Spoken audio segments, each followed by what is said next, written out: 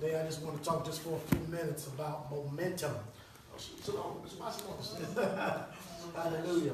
Momentum is building. Somebody say momentum is building. Momentum is building. And we need to understand it. You might not see where the momentum is happening at, but momentum is being built, it's building, and it's been building for a very, very long time. So we're going to talk a little bit about the momentum that is building.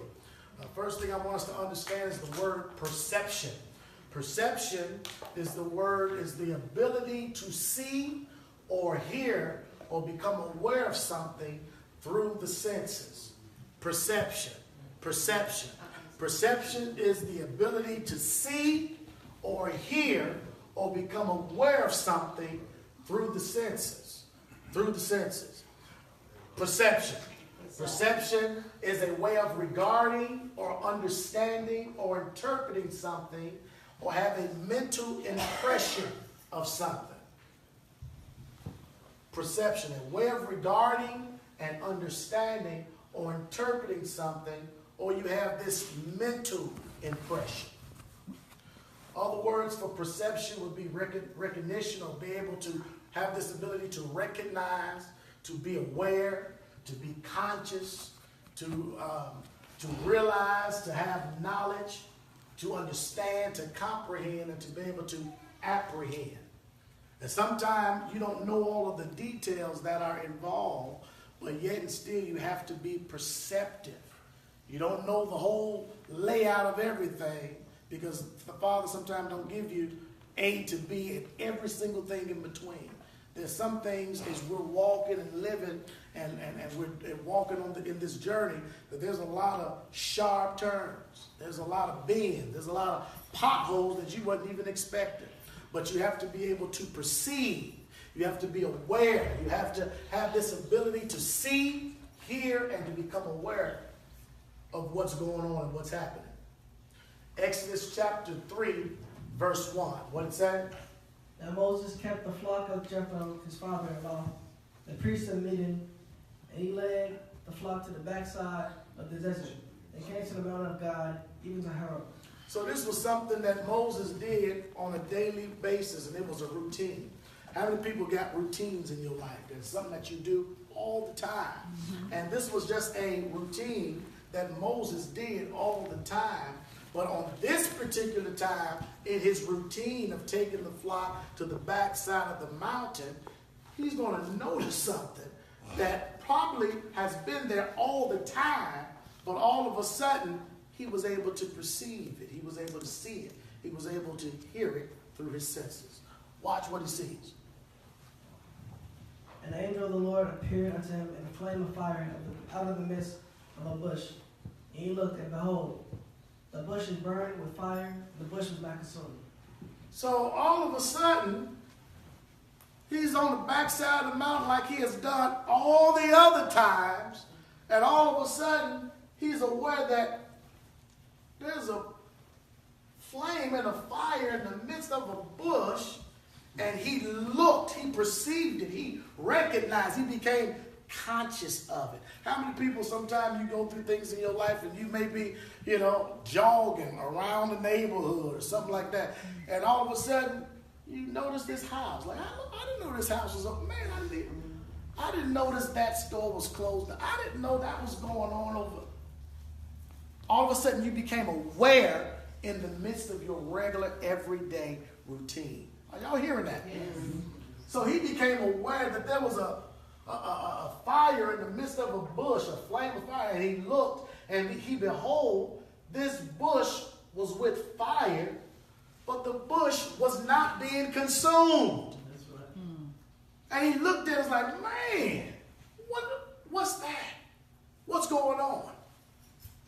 What did he say? Moses said, I will now turn aside and see this great sight, why the bush is not burnt. So the only reason he went up there or to see this was because he was curious why this bush that was burning wasn't being consumed. What moves you to be curious? What causes you to be, gaining some things? What piques your interest enough to make you get out of your daily routine, your daily stuff and your life that you've been doing all your life? What can get your attention enough to draw you out of your daily ritual? What do you have that you can perceive or become aware of and conscious of, saying, man, I need to go a little bit, I need to investigate this a little bit more. Am I talking to anybody? Yeah. Maybe this message is just for me. I just preach to the lights.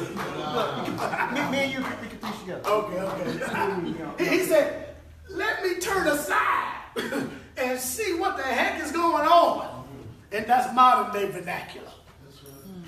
I want to know why this bush ain't being burned. So I'm going to go take a deeper look and a closer look just to see, am I tripping? How many people know sometimes your eyes can play tricks on you? Be like, I know that ain't what I think it is. Right.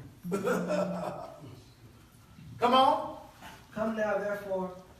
When he got up there, the voice of Yah began to speak to him and begin to deal with him, begin to talk to him. And this is what was ultimately the message. Exodus chapter 3, verse 10. What did it say? Come now, therefore, and I will send thee Pharaoh. Send thee unto Pharaoh, that thou mayest bring forth my people, the children of Israel, out of Egypt. That was the message he got when he went to go check. Now he was just being curious. Your curiosity can get you in trouble, can't it? You just sat there and been so curious, you just want to know, that all of a sudden, you now hearing something and believing and walking in something, and all you was just curious. You just wanted to know what was really going on, and then when you find out it was something glorious, something marvelous, something extraordinary has now taken place. Now you have an assignment.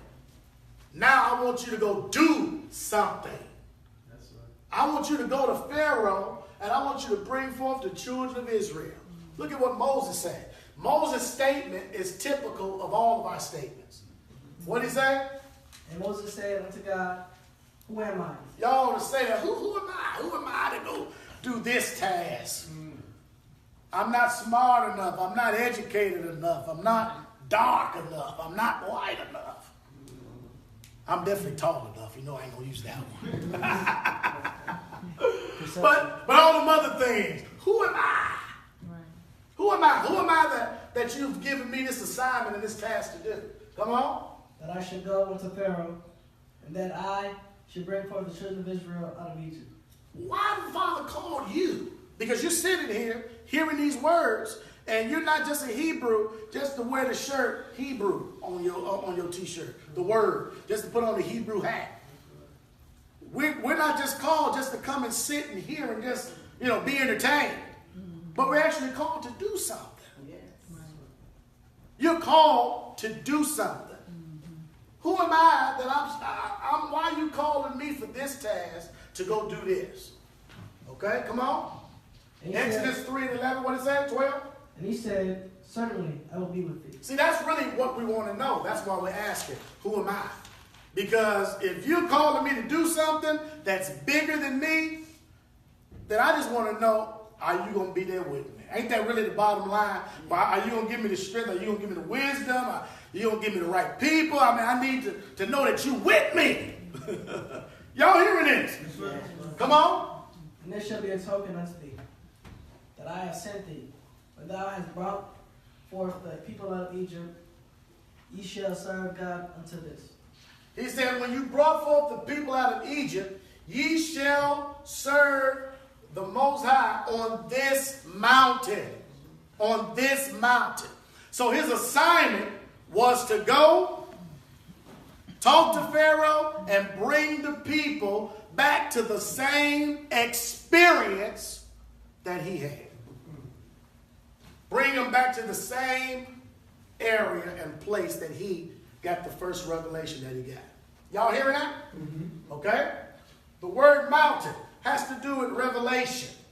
The word mountain, he said, bring them back to this same mountain, has to do with eternity, has to do with strength, has to do with stability. Mountain.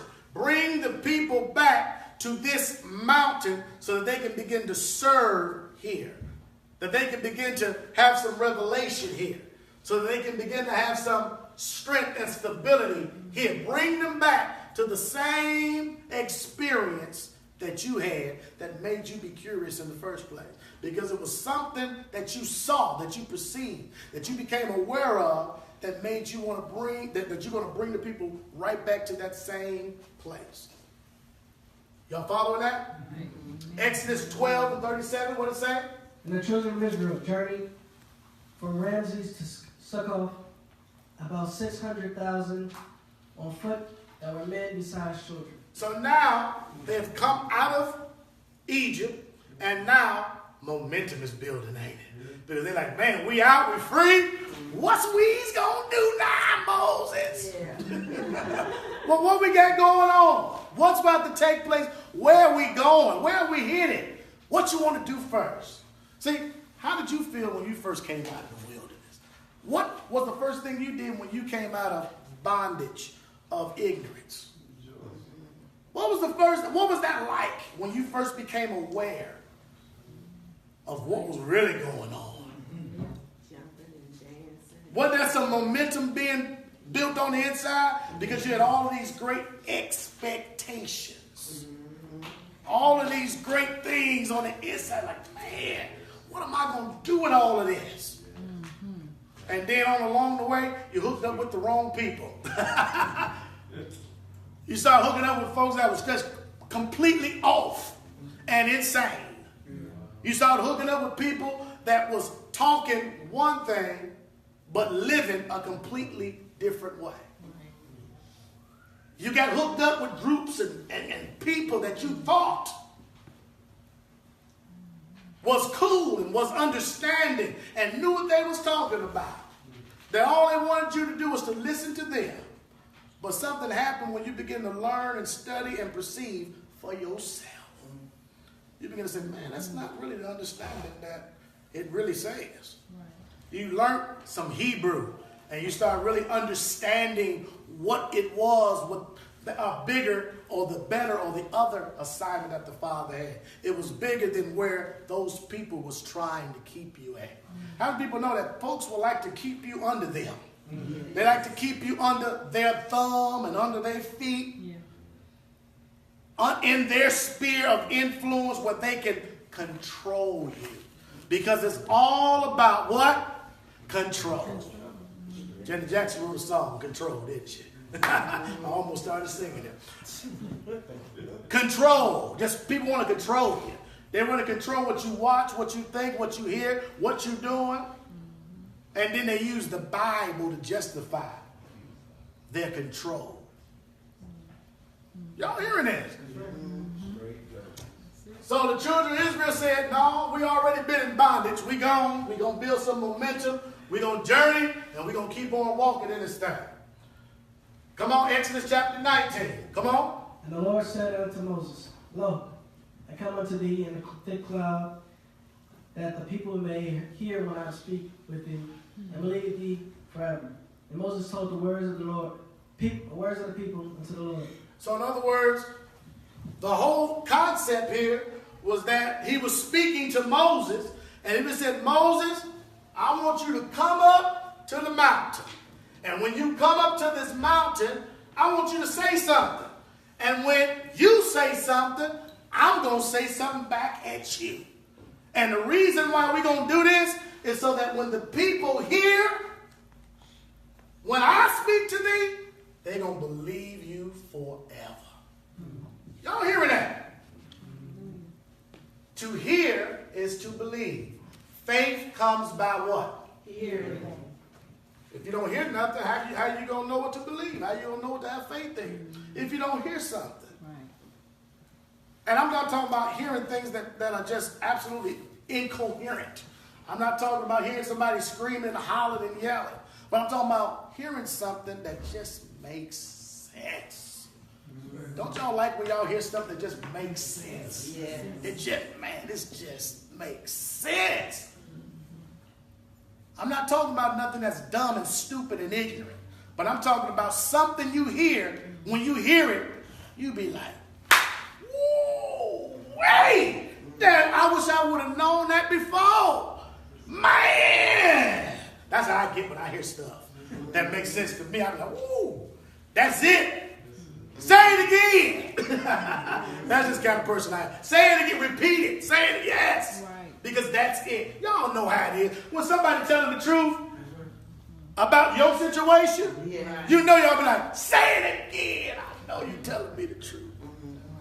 Unless it's the truth that you don't want to hear. Then you want them to shut up and go away and get out of my face, right? But when it's the truth that's sort of that's what you've been, having on the inside, and somebody comes and confirms that, you be like, man, yeah. Y'all, come on. Wow. Right? Wow. Right. Exodus 19:10, what it say? The Lord said unto Moses, Go unto the people and sanctify them today and tomorrow, and let them wash their clothes. Come on. And be ready against the third day. The third day the Lord will come down in the sight of all people upon Mount Sinai. So this was the day they were about to see the creator of the world. Today was the day he was about to come down and make himself known to everybody. Yeah. When Moses wasn't the only one that was going to hear, everybody was getting ready to hear from. He said, be ready, because I'm about to do. Now, I wonder, what was their expectation? Because they saw all the miracles. They saw all the things that the Father, they opened up the Red Sea. So, I don't know what their expectation was, what they were going to see. But based on what they do, will show us what kind of expectation they had. We're almost through. Come on. They were called to the mountain, but they were not called to go up upon the mountain, because we have to do things in sections. We have to do things at a time. They were only called to come to the mountain. Moses was called to go up the mountain. And then there's a level that it's going to happen to all of us one day where we're going to come down upon the mountain just like the Most High Yah did. See, those are levels. Y'all hear? Those are different levels. You first got to come to the mountain, get an understanding there before you're able to go up the mountain. And then one day you can come back down upon the mountain and begin to speak and give those kind of instructions. Are y'all hearing this? So they were only called to go to the mountain. Exodus 19:16, come on. And it came to pass on the third day in the morning that there were thunders and lightnings, and a thick cloud upon the mount, and the voice of a trumpet exceedingly loud, so that all the people that was in the camp trembled. So now they're hearing and seeing all of this stuff go on, and they're like, what's going on? What's happening? What's taking place? Mount Sinai was now on fire. The whole thing. Remember, Moses just saw the burning bush. Now the whole mountain on fire. Now lightning and smoke and all this stuff is going on and happening.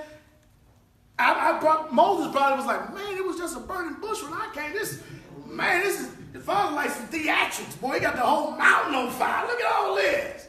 It wasn't like this when I first, man, they going to be tripping on this. Watch, Watch this. Exodus 19:18, come on. And Mount Sinai was altogether on smoke, because the Lord descended upon it in fire, and the smoke thereof ascended as the smoke of a furnace, and the whole mount quaked greatly. Now, you would see this, and the way it's been taught and preached, it said the Father is coming down on the mountain, and everybody was scared, because God wants you to be scared of him. Right? Y'all heard that, right? Yeah. He's giving you this sight so that you can tremble before the Lord. And they try to make it all like, you got to be scared of the Father. Right. But remember, he had already told Moses the reason why he was doing this was so that they could hear him speak back to Moses, so that the people could ultimately do what? Believe and have faith forever. Mm-hmm. He wasn't doing this for you to be saying, oh, no, oh. He was doing this so that they could believe and understand. Watch this. Come on. And the people saw the thunderings and the lightnings, and the noise of the trumpet, and the mountain smoking.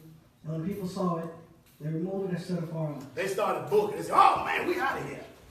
They started getting away as far as they could away from the mountain.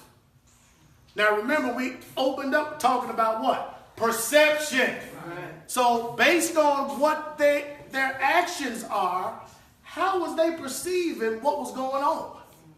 Because Moses saw a burning bush, and he was interested and curious enough to walk up to it and see what the heck is going on. These people see a whole mountain on fire, and instead of them walking up to the mountain trying to see what's going on, they running, booking, and getting as far away from it as they can. So I guess we got different perspectives going on. Don't allow what you see to affect what you are about to hear. Because what you see is not always what it's really about. You may be seeing something, perceiving it one way, but it's really a whole nother way. So you can't allow what you perceive at first glance to affect what you're getting ready to hear. Because remember, the whole thing is about believing forever, coming into faith. And faith is not just a belief, but faith is a doing, an action. Y'all hear that? Come on, what happened? And all the people saw the thunders and the lightning, the noise of the trumpet, and the mountain smoking. And when the people saw it, they removed this their fall. So they started moving, started going. Come on. And they said unto Moses, Speak thou with us, and we will hear, but let not God speak with us, lest we die. So Moses, when he saw the burning bush, he went up and saw it, and it was talking, and there was a conversation going on like it wasn't nothing. These people, when they heard the voice of the Father, they said, Moses, you talk to us. Don't let the Creator talk to us, because we're about to die when he speaks. That was their perception. Ain't that something? These are the same type of people we're dealing with in 2018. The same perception. They think the Father's trying to kill them, and the Father's trying to bring them up to have some faith. They think the Father want to destroy them, and the Father just said, no, I'm just trying to help you to understand. Let's reason together. Come on, let's reason. But we know that there's an assault on reasoning, all right? Come on. And Moses said unto the people, Fear not. Now, what did Moses say? Settle down, fear not, relax. Stop running all around and screaming. Now, imagine a whole camp full of people. Right. They see this and they are going, they losing it. He said, fear not, relax, relax. Come on. For God has come to prove you. He come to prove you. Come on. And that his fear may be before your faces, that ye sin not. And we're going to have the Kohen. He's going to talk about the 3 different types of fears when he comes up. But I want that to just be in your mind. Look at the contrast. Some people are going forward. Other people are going backwards. Y'all see this?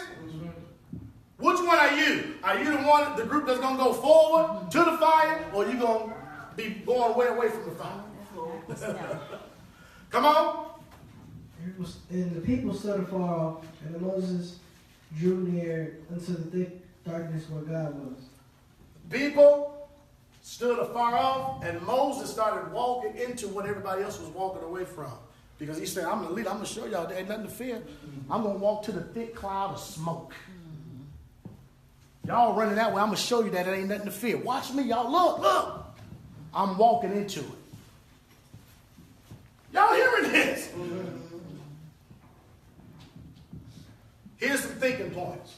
The Israelites saw Yah on the mountain because they were invited to the mountain, but wasn't invited up to the mountain. They saw all the miracles performed in Egypt by the hand of Moses. What did they expect their encounter with Yah would truly be like? Why were they so afraid and fearful of what they saw when what they saw wasn't meant to make them afraid, but it was meant to make them believe and have faith? Something for you to think of. Jeremiah 31 and 31. What did it say? Behold, the days come, saith the Lord, that I will make a new covenant with the house of Israel and with the house of Judah. Come on. Not according to the covenant that I made with their fathers in the day that I took them by the hand to bring them out of the land of Egypt, which my covenant they break. Although I was a husband unto them, saith the Lord. Come on. And this shall be the covenant that I will make with the house of Israel. After those days, saith the Lord, I will put my law in their inward parts and write it in their hearts, and it will be it will be their God, and they shall be my people. He's going to put these laws where at? In our inward part. Everybody say in our inward part. In our inward part. And he's going to write them upon our hearts, okay? Come on. And they shall teach no more every man his neighbor, and every man his brother, saying, Know the Lord, for they shall all know me, from the least of them unto the greatest of them, saith the Lord. So all of y'all, if you have the Spirit of Yah on the inside, should know the Father. You should know when truth is being spoken and proclaimed. And you should that should register in you first. Y'all following that? Mm-hmm. Ezekiel 36:24, what it say? For I will take you from among the heathen and gather you out of all countries, and will bring you into your own land. Come on. Then I will sprinkle clean water upon you, and you shall be clean from all your filthiness, and from all your idols I will cleanse you. Come on. Joel 2:28. And it shall come to pass afterward that I will pour out my spirit upon all flesh, and your sons and your daughters shall prophesy, your old men shall dream dreams, your young men shall see visions. I love this room because we got old men and we got younger men. And he says he's going to pour out his spirit upon all flesh. We got daughters, older mothers, and younger mothers. And the Spirit of Yah has been poured out on all of us. Hallelujah. Hallelujah. The young men are dreaming dreams. I call Chris and tell him about my dreams all the time. I'm in the younger men category. And the older men are seeing visions. Come on. And also upon the servants and upon the handmaids in those days will I pour out my spirit. He's pouring the Spirit out. Pouring it out. Come on. Now will shew wonders in the heavens and the earth, blood and fire and pillars of smoke. The sun shall be turned into darkness, and the moon into blood, before the great and the terrible day of the Lord come. All right. The next one. Hold on. We'll go down a little bit. 47 days it took the children of Israel to get from Egypt to Mount Sinai, and then he gave them 3 days of preparation. So 50 days in total. And the Kohen was going to tell us what that 50 means. Everybody shout the shift. The shift. This is what the Father was talking about. He was going to put that word and his word and that Torah on the inside. So that's you. You just can't see the light doing that. But that's you. Satan can see it though. The devil can. He in trouble. When he see y'all coming with that light, oh, the light is coming. That's y'all right there. With his word on the inside. What y'all think about that? You come into a room, it's completely dark, and then all of a sudden you get in there. Start lighting it up. Now you see why people don't like you? Bringing all that light in here. Turn the light out. Yeah. Acts chapter 1, we almost finished. Come on. So Moses also he shewed himself alive after his passion by many infallible proofs, being seen of them 40 days and speaking of the things pertaining to the kingdom of God. So the same thing that happened back then was the same thing that happened over here in the new. Yes, sir. Okay, I got you. Come on. And being assembled together with them, commanded them that they should not depart from Jerusalem, but wait for the promise of the Father, who saith, Ye have heard of me, for John truly baptized with water, and ye shall be baptized with the Holy Ghost not many days hence. So when you be baptized with the Holy Spirit, you light up everything. That's why folks want to be around you. They calling on you. Because they want to be around the light. Where Israel, aren't we called the light of the world? Yes. That's you. All right? Come on. And when the day of Pentecost was fully come, they were all in one accord in one place. And suddenly there came a sound from the heavens as a rushing mighty wind, and it filled all the houses where they were sitting. So the same thing that happened back then on Mount Sinai is happening over here in the new covenant, where they were all together. They were all on one accord. They were all at the mountain of Yah, but they were just in an upper room. And what happened? There came a sound from heaven, just like there was a sound way back then. There was a sound over here. Rushing mighty wind filled the house where they were sitting in. The same identical thing happened. Come on. And there appeared unto them cloven tongues like as fire, and it sat upon each of them. Cloven tongues like as fire, and it sat upon each one of them. Come on. And they were all filled with the Holy Ghost, and began to speak with the other tongues, as the Spirit gave them utterance. That's what began to happen for them. Come on. And there was dwelling at Jerusalem Jews, devout men, and out of every nation under heaven. See, remember, there was a multitude that came out of Egypt with the children of Israel. Different nations was among them. And the same identical thing happened over here in the new. And these are the parallels. Mixed multitude came out of Egypt. They saw the thunderings, the lightnings, and they heard the voice of Yahweh for themselves. And on the day of Pentecost, devout men from every nation heard the noise. They heard the tongues. They heard in their own language them declaring the works of Yahweh. When Yahweh spoke to all of the Israelites, the mixed multitude that was present at the mountain, they heard his voice. Yahweh can use one voice to speak to everyone, and you will hear according to your level of understanding. So I'm one voice speaking, but everybody going to hear according to your own understanding. And you all will come up with different stuff that this message did for you. Oh, I heard this. Oh, I heard that part. Oh, I heard this part. But he's using one voice to deliver the message to everybody. Hallelujah. Hallelujah. Let me give y'all this. Well, don't that look good? Yes. Make you just want to go up there and pull it off out the bowl, don't it? This is the fruit of having the Spirit of Yah. This is the benefit for having him do the new covenant with the house of Judah and the house of Israel. Taking that law and putting it in you and having that light show. He said this is the result of you having his Spirit. There should be some fruit coming out of your life. Y'all hearing this? Yes. Galatians 5:22, come on. For the fruit of the Spirit is love, joy, peace, long-suffering, gentleness, goodness, faith, meekness, temperance. Against such there is no law. But the fruit of the Spirit. So there's one fruit of the one Spirit, but look at what it's producing, all of that. It's producing love. Out of that one fruit, one Spirit. Then it's going to produce joy. Then it's going to produce peace. See, if somebody was up fighting each other right now, punching and not, then you know, oh, well, somebody ain't got the Spirit again. Long suffering.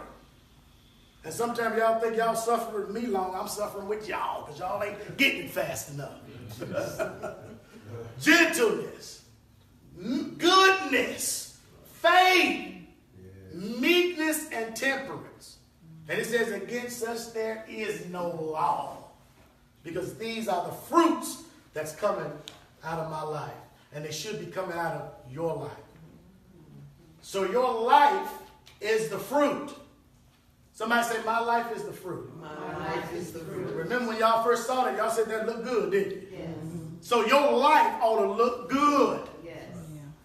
Your life is the fruit. Your behavior is the fruit. Your mind is the fruit. And ultimately, your attitude is the fruit. And guess what? As we continue to work with each other, we're going to find out if your fruit is rotten or not. What you think about that? Yes. Because you're going to know them by their attitude, Fruit. by their behavior, Fruit. by how they think, Fruit. by how they live their life. So I guess that must be the life then. It must be the fruit. Hallelujah. Saints of Yah, we are Israel. Somebody say, we are Israel. We are Israel. And we must get back to the Torah, the pointing in the direction of the way we are to go. We must get back to our Hebrew roots, which was stripped from us, which are Yahweh chosen. We are Yahweh's chosen people. And he confirmed this by giving us his Spirit that will lead us and guide us into all truth. Hallelujah. Gotta be built up in your faith. How can they hear without a preacher?